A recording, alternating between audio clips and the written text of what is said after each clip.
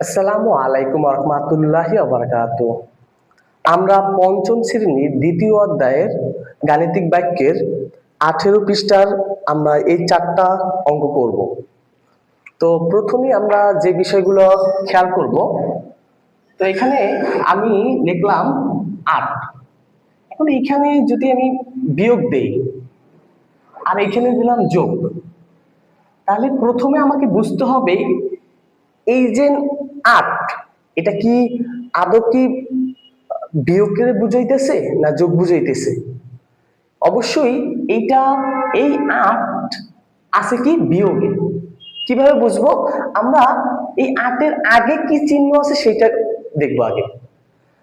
8 এর আগে কি আছে বলুন তো? বিয়োগ আছে। তাহলে এটা অবশ্যই 8 এ আছে কি দিয়ে বলুন তো? বিয়োগে। এরপর আমি যদি লিখলাম, এখানে 8 লিখলাম, তারপর এখানে লিখলাম যোগ, আর এখানে লিখলাম বিয়োগ, তাহলে এই 8 এর আগে আছে কি বলুন তো? যোগ। তাহলে অবশ্যই এই 8টা আছে কি দিয়ে বলুন তো? যোগে আছে। তো এই বিষয়টা কিন্তু আমরা অনেক অনেক সময় বুঝি না। তো আর একটা বিষয় খেয়াল রাখতে হবে, যদি বিয়োগ থাকে তাহলে হবে যোগ, আর যদি যোগ থাকে তাহলে হবে বিয়োগ, আর যদি ভাগ থাকে তাহলে হবে গুণ, আর গুণ থাকলে হবে ভাগ।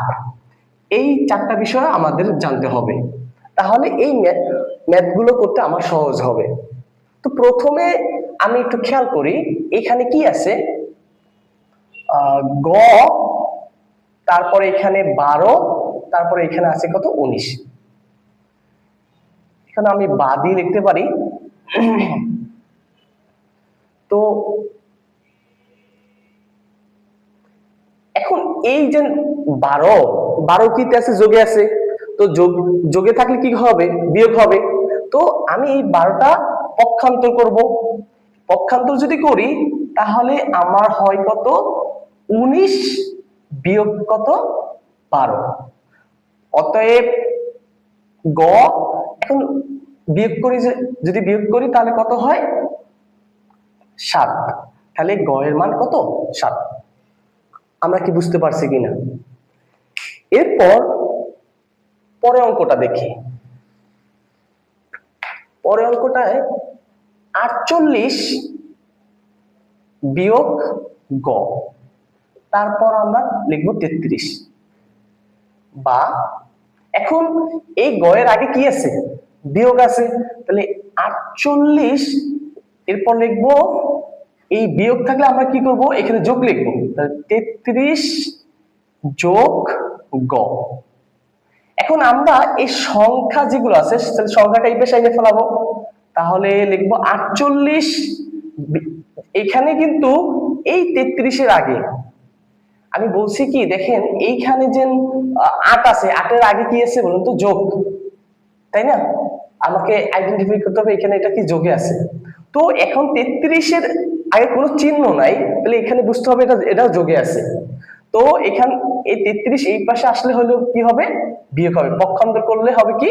বিয়োগ হবে। তাহলে লিখবো কি? গ। এখন যদি আমরা বিয়োগ করি তাহলে কত হয়?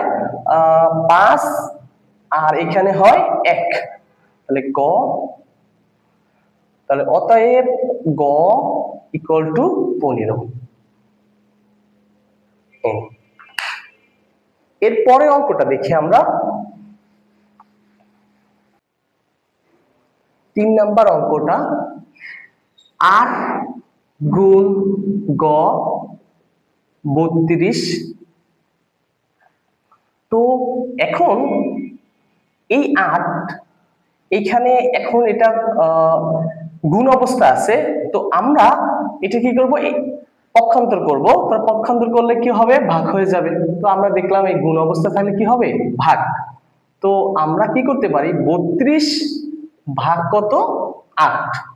তাহলে আমরা লিখতে পারি অতএব গ ইকুয়াল টু 4 32, 4 লিখতে পারি। তো এটা আমাদের শেষ। এরপরে অঙ্কটা দেখি আমরা। তো 81 ভাগ গ ইকুয়াল টু 9।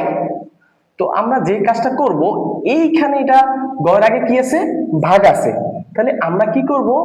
তাহলে এটা যদি ভাগ থাকে তাহলে ওই পাশে গেলে কি হবে, গুণ হয়ে যাবে, 9 গুণ গ।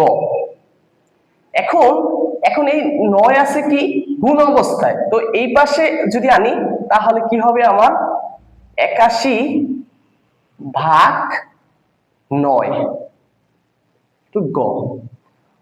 অতএব এখানে কি হয়, আপনার 9 নং 81, 9 কিন্তু গ, অতএব গ ইকুয়াল টু 9।